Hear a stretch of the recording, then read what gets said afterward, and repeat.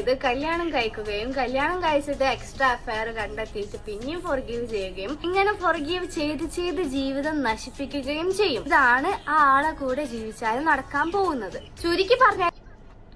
ചുരുക്കി പറഞ്ഞാൽ യെസ്. നമസ്കാരം ആൻഡ് വെൽക്കം ബാക്ക്. എല്ലാവരും അടിപൊളിയായിട്ടിരിക്കുന്നു. നമ്മുടെ വിഷയം യെസ് റെന ഫാത്തിമയുടെ ഒരു ഏറ്റവും പുതിയൊരു റീല് വന്നിട്ടുണ്ട്. ആ റീലാണ് നമ്മൾ ഇന്ന് വീഡിയോയിലൂടെ ഡിസ്കസ് ചെയ്യാൻ പോകുന്നത്. വരൂ നമുക്ക് ബിഗ് ബോസ് മലയാളം സീസൺ 7 ഒന്ന് എത്തി നോക്കിയിട്ട് വരാം, അല്ലെങ്കിൽ ബിഗ് ബോസ് മലയാളം സീസൺ 7 കാലഘട്ടത്തിലേക്കൊന്ന് പോയിട്ട് വരാം. എന്താ റീസൺ എന്ന് വെച്ചാൽ ഇത് മറ്റുള്ള വിഷയങ്ങളെ പോലെയല്ല, ബിഗ് ബോസ് മാത്രം കണക്റ്റഡ് ആയിട്ടുള്ള വിഷയമാണ്.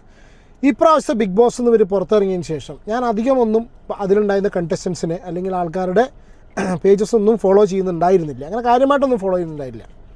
റെനേനെ ഫോളോ ചെയ്ത് വെച്ചിരുന്നു, അതേമാതിരി ചില ആൾക്കാരെയൊക്കെ ഫോളോ ചെയ്തിരുന്നു.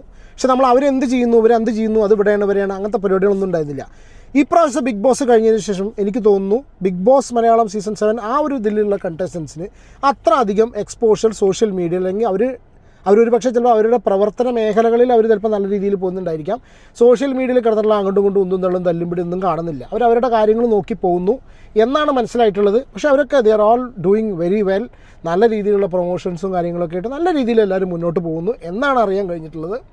അല്ലാതെ വെറുതെ അനാവശ്യമായിട്ടുള്ള കോണ്ടൻറ്റ് ഡെലിവർ ചെയ്യാൻ വേണ്ടി സോഷ്യൽ മീഡിയ കിടന്നിട്ട് അങ്ങോട്ടും ഇങ്ങോട്ടും വർത്താനമില്ല എന്നുള്ളതാണ് മനസ്സിലാവുന്നത് എനിക്ക്. നിങ്ങളുടെ അഭിപ്രായം നിങ്ങൾ കമൻറ്റ് ചെയ്യൂ. പക്ഷേ അങ്ങനെയൊക്കെ ആണെങ്കിലും കൂടി ഈ ഒരു റീല് ഞാൻ എടുക്കാൻ കാരണം, ഈ ഒരു വിഷയം ഇന്ന് ചർച്ചയ്ക്ക് എടുക്കാൻ കാരണം, റെന ഫാത്തിമ ബിഗ് ബോസ് മലയാളം സീസൺ 7 വെച്ചിട്ട് വെറും 19 വയസ്സ് മാത്രം പ്രായമുള്ള റെന വീട്ടിൽ ആരെ മിസ് ചെയ്യുന്നു എന്ന് ചോദിച്ച സമയത്ത്, ആ കഥ പറഞ്ഞ സമയത്ത് ആലിബിനെ ആലോചിച്ച് വിതുമ്പി കണ്ണീരുകൾ കൊണ്ട് കടൽ തീർത്തിട്ടുള്ള ആ ഒരു റെന ഫാത്തിമയെ നമ്മളാരും മറക്കുന്നില്ല അല്ലേ? നിങ്ങൾ മറന്നു വയ്ക്കാറില്ല, ഞാനും മറന്നിട്ടൊക്കെ ഉണ്ട്. പക്ഷെ എന്നാലും അന്നത്തെ ആ ഒരു സംഭവം ഈ ഒരു വിഷയം വന്ന സമയത്ത് ഓർത്തു. മാത്രമല്ല 50 ദിവസം ബിഗ് ബോസ് ഹൗസിൽ നിന്നതിന് ശേഷം പുറത്തിറങ്ങിയിട്ട് ആ എയർപോർട്ടിൽ നിന്ന് ഓടി ഉമ്മാൻ്റെ അടുത്തേക്ക് ഓടുന്നതിന് പകരം ആലിബിൻ്റെ മേലിലേക്ക് ഓടിക്കയറിയിട്ടുള്ള ആ ഒരു റെനയുടെ മുഖം ഞാൻ ഇന്നും ഓർക്കുന്നു. നിങ്ങളും ഓർക്കുന്നില്ലേ അറിയില്ല, എത്ര പേര് ഓർക്കുന്നു അറിയില്ല. എന്തായാലും സോഷ്യൽ മീഡിയ ഒരുപാട് ചർച്ച ചെയ്തിട്ടുള്ളൊരു വിഷയമായിരുന്നത്, അല്ലെങ്കിൽ അവരുടെ ബന്ധം അത്രയധികം ചർച്ച ചെയ്തിരുന്നു. ഞാൻ എന്തിനാണ് ഇതൊക്കെ പറയുന്നത് വെച്ചാൽ, റെന ഫാത്തിമ ഒരു റീല് പോസ്റ്റ് ചെയ്തിട്ടുണ്ട്. ഇത്ര വലിയ വിഷയമാണോ റെന ഫാത്തിമ റീല് പോസ്റ്റ് ചെയ്തതെന്ന് വെച്ചാൽ, അവർക്ക് എന്തൊക്കെ റീല് പോസ്റ്റ് ചെയ്യാം. കഴിഞ്ഞ ദിവസം അവരെന്തൊക്കെ ഞാൻ അവരുടെ പ്രൊഫൈലൊക്കെ എടുത്ത് നോക്കുന്ന സമയത്ത് അവർ പല സ്ഥലങ്ങളിലും പോകുന്ന റീലുകളൊക്കെ ഇട്ടിട്ടുണ്ട്.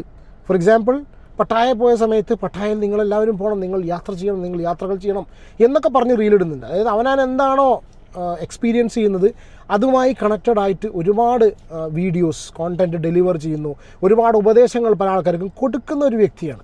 അപ്പോൾ അങ്ങനത്തെ ഒരു വ്യക്തി, അതായത് അവനവൻ്റെ അനുഭവങ്ങൾ വെച്ചിട്ട് പല വീഡിയോസ് ചെയ്യുന്നൊരു വ്യക്തി ഇങ്ങനെ ഒരു വീഡിയോ ഇട്ടത് ഇതിൻ്റെ പിന്നിൽ എന്ത് ചേതോവികാരമാണ് എന്നാണ് സോഷ്യൽ മീഡിയ ഒന്നടങ്കമില്ലെങ്കിലും കുറച്ച് ആൾക്കാരൊക്കെ ചോദിക്കുന്നുണ്ട്. അപ്പോൾ എന്താണ് റെന ഫാത്തിമയുടെ റീൽ നോക്കാം. റെന എഴുതിയിട്ടുണ്ട്, cheating is a choice not a mistake. ഇതാണ് റെനയുടെ ആ ഒരു റീലിൻ്റെ മുകളിൽ എഴുതിയിട്ടുള്ളത്. ചീറ്റിംഗ് ഇസ് എ ചോയ്സ്, അതായത് ചതി, പാർട്ട്നേഴ്സ് തമ്മിലുള്ള ചതി ഒരു ചോയ്സാണ്. അതായത് ഡെലിബറേറ്റ്ലി മനഃപൂർവ്വം ഉണ്ടാക്കുന്ന സംഭവമാണ്, അതൊരു മിസ്റ്റേക്ക് കൊണ്ട് സംഭവിക്കുന്നതല്ല എന്നാണ് എഴുതിയിട്ടുള്ളത്. എന്നിട്ട് റിലേഷൻഷിപ്പ് റിലേറ്റഡ് ആയിട്ട് റെന പറയുന്ന സമയത്ത് സ്വാഭാവികമായിട്ടും സോഷ്യൽ മീഡിയ അതിനെ ഇൻ്റർപ്രറ്റ് ചെയ്യുന്നത് വേറെ ഒരു രീതിയിലാണ്. അതായത് ആലിബുമായി ബ്രേക്കപ്പായി, ആലിബുമായി ഒരിക്കലും പ്രശ്നം ഉണ്ടാവില്ല എന്ന് വിചാരിച്ച സ്ഥിതിയിൽ ആലിബുമായി റെന പിരിഞ്ഞു എന്നാണ് സോഷ്യൽ മീഡിയ അതിന് പറയുന്നത്. ഒരുപാട് കമൻസൊക്കെ ഉണ്ട് ഈ ഒരു കാര്യം സജസ്റ്റ് ചെയ്തുകൊണ്ട്.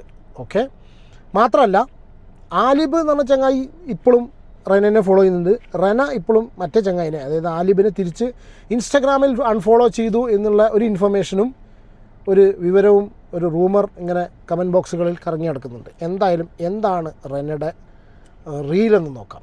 നമ്മൾ എത്രത്തോളം ചീറ്റിങ്ങിന് അഗേൻസ്റ്റ് ആണെങ്കിൽ പോലും നമ്മൾ അത്രത്തോളം ഇഷ്ടപ്പെട്ട ഒരാൾ നമ്മളെ ചീറ്റ് ചെയ്യുകയാണെങ്കിൽ നമ്മൾ ഫോർഗീവ് ചെയ്യും. ഞാൻ ഈ അമിതമായി ഞാൻ ഈ ഒരു നിമിഷം ഇപ്പോൾ ഈ വീഡിയോ പോസ്റ്റ് ചെയ്തത് അതിനെക്കുറിച്ച് സംസാരിക്കാനല്ല. എനിക്ക് ആ നഖം എന്തെങ്ങനെ നിൽക്കുന്നു എന്നുള്ള മനസ്സിലായില്ല. വലിയ നഖം വെച്ചിട്ട് അല്ലേ, ഈ നഖം ഭയങ്കര രസമായി എന്നൊക്കെ പലരും പറയുന്നുണ്ടെങ്കിലും അതിന് പോലും വിമർശനമുണ്ട്, അതുപോലും ആൾക്കാർ വിട്ടിട്ടില്ല. പോകുന്നവരുടെയും മാനിപ്പുലേഷൻസിൽ വീഴുന്ന ആൾക്കാരുടെ പെർസ്പെക്റ്റീവ് വെച്ചിട്ടാണ് കേട്ടോ അത് സംസാരിക്കുന്നത്. എന്നിട്ട് ഒരു കയ്യും കാലും പിടിക്കും ചെയ്യും, ഇങ്ങനൊന്നും ചെയ്യില്ല എന്നും പറയും. നമ്മളത് വിശ്വസിച്ചിട്ട് അവർക്ക് ഫോർഗീവ് ചെയ്ത് കൊടുക്കും, അഥവാ സെക്കൻഡ് ചാൻസ് കൊടുക്കും. ഒരുപാട് പേര് പറയാനുണ്ട് സെക്കൻഡ് ചാൻസ് കൊടുത്താൽ അടിപൊളിയാവും, റിലേഷൻഷിപ്പ് സൂപ്പർ ആയി പോവും. ലക്ഷങ്ങൾ ഒന്നൊക്കെ ചിലപ്പോ അങ്ങനെ സംഭവിച്ചെന്ന് വരാം. പക്ഷെ ഇപ്പോഴത്തെ ഒരു എക്കോണമിയില് സെക്കൻഡ് ചാൻസ് കൊടുത്താലും നന്നാവും. ഇപ്പോഴത്തെ ഒരു എക്കോണമിയോ, oh my God, economy, macro economy, micro economy, Indian economy, അതോ ഇനി വേൾഡ് എക്കണോമിയോ? ചേട്ടാ ഇതാണ് ഇവരുടെയൊക്കെ കാര്യം. ഇപ്പോഴത്തെ എക്കണോമി അങ്ങനെ പറയുമോ? എനിക്കറിയില്ല കേട്ടോ, ഐ ഹവ് നെവർ ഹേർഡ്, ഞാൻ അങ്ങനെ കേട്ടിട്ടില്ല. ഇപ്പോഴത്തെ ഒരു എക്കണോമിയിൽ എന്ന് പറയുമ്പോൾ ഒരു സമ്പദ് വ്യവസ്ഥ അല്ലേ ഉദ്ദേശിക്കുന്നത്? വാണിജ്യ സമ്പദ് വ്യവസ്ഥയിൽ ഇന്ത്യൻ എക്കണോമി, ഇപ്പോഴത്തെ ഒരു എക്കണോമിയിൽ വെളിച്ചെണ്ണയ്ക്ക് വില കൂടും, അല്ലെങ്കിൽ പിണ്ണാക്കിന് വില കുറയും, അതല്ലേ പറയുക? അല്ലാണ്ട് ഇപ്പോഴത്തെ ഒരു എക്കണോമിയിൽ പ്രേമിക്കുന്നവർ തമ്മിൽ I don't know what has economy to do ഉണ്ടോ അറിയില്ല കേട്ടോ, നിൻ്റെ തെറ്റാണോ അറിയില്ല. അങ്ങനെയാണെങ്കിൽ ക്ഷമിക്കുക. അവർക്ക് ഫോർഗീവ് ചെയ്ത് കൊടുക്കും, അഥവാ സെക്കൻഡ് ചാൻസ് കൊടുക്കും. ഒരുപാട് പേര് പറയാനുണ്ട് സെക്കൻഡ് ചാൻസ് കൊടുത്താൽ അടിപൊളിയാവും, റിലേഷൻഷിപ്പ് സൂപ്പർ ആയി പോവും. ലക്ഷങ്ങൾ ഒന്നൊക്കെ ചിലപ്പോ അങ്ങനെ സംഭവിച്ചെന്ന് വരാം. പക്ഷെ ഇപ്പോഴത്തെ ഒരു എക്കോണമിയില് സെക്കൻഡ് ചാൻസ് കൊടുത്താലും നന്നാവുന്ന ആൾക്കാർ വളരെ കുറവാണ്. രണ്ടാമത്തെ പ്രാവശ്യം ചീറ്റ് ചെയ്യും, എന്നിട്ട് അത് നമ്മൾ കണ്ടുപിടിക്കും. അപ്പൊ അവരുടെ ഒരു തൊലിഞ്ഞ കരച്ചിൽ ഡ്രാമ ഉണ്ടാവും. നമ്മൾ ഫോർഗീവ് ചെയ്ത് കൊടുക്കൂലേ, നമുക്ക് അത്ര ഇഷ്ടമല്ല ഇയാളെ, ഇതേ ഇഷ്ടം അവർക്ക് ഇങ്ങോട്ടേക്ക് ഉണ്ടായിരുന്നെങ്കിൽ അവർ ഇങ്ങനത്തെ തൊലിഞ്ഞ സ്വഭാവം കാണിക്കില്ലായിരുന്നു, അത് വേറെ കാര്യം. അങ്ങനെ ഫോർഗീവ് ചെയ്ത് കല്യാണം കഴിക്കുകയും കല്യാണം കഴിച്ചിട്ട് എക്സ്ട്രാ അഫയർ കണ്ടെത്തിയിട്ട് പിന്നെയും ഫോർഗീവ് ചെയ്യുകയും ഇങ്ങനെ ഫോർഗീവ് ചെയ്ത് ജീവിതം നശിപ്പിക്കുകയും ചെയ്യും. ഇതാണ് ആ ആളെ കൂടെ ജീവിച്ചാലും നടക്കാൻ പോകുന്നത്. ചുരുക്കി പറഞ്ഞാൽ അവർക്ക് വേണ്ടി നമ്മൾ നമ്മളെ ജീവിതം തുലിക്കുക. ട്വിസ്റ്റ് എപ്പോഴാന്ന് അറിയാൻ സംഭവിക്കുക, നമ്മൾ കുറെ സെക്കൻഡ് ചാൻസ് കൊടുത്ത് ലാസ്റ്റ് ഇവരെന്നെ പറയും നമുക്ക് ബ്രേക്കപ്പ് ആവാം, എനിക്ക് എന്നെ പറ്റുന്നില്ല എന്ന്. സെക്കൻഡ് ചാൻസ് കൊടുത്ത ആള് മൂഞ്ചിപ്പോയി. ഇതാണ് നടക്കാൻ പോകുന്നത്. ഞാൻ ഒരു റിയാലിറ്റി ചെക്ക് തന്നതാണ്. Okay, take care, bye. Wow, എന്താ പറയല്ലേ, ഈ ചെറുപ്രായത്തിൽ ഇത്രയധികം വലിയ വലിയ വലിയ അഡ്വൈസസ് തരാൻ പറ്റുന്ന ചില്ലറ കാര്യമല്ല. ഞാൻ ഇത് തമാശ കൂടി പറഞ്ഞതാണെന്നുണ്ടെങ്കിലും it's not a small thing. Like 19-ാമത്തെ 20-ാമത്തെ വയസ്സിൽ അവനവൻ ആഗ്രഹിക്കുന്ന ഒരു മേഖലയായിട്ടുള്ള ബിഗ് ബോസിൽ എത്തിപ്പെടുക, അവിടെ 50 ദിവസം നിൽക്കുക എന്നൊക്കെ പറഞ്ഞാൽ it's not a small thing. അത് എന്നെ ഒന്നിനും വില കുറച്ച് കാണുന്നില്ല കേട്ടോ. എന്താ അറിയില്ല, എന്താണെങ്കിലും ഈ ഒരു സംഭവം സോഷ്യൽ മീഡിയയിൽ പല ആൾക്കാരും പറയുന്നത് ഇത് ഇവനെ അൺഫോളോ ചെയ്യും കൂടി ചെയ്തതുകൊണ്ട് ഇവനായിട്ട് ബ്രേക്കപ്പായി, ഇവനെന്തോ ചീറ്റ് ചെയ്ത് പോയി എന്നൊക്കെ പറയുന്നുണ്ട് ചില ആൾക്കാർ.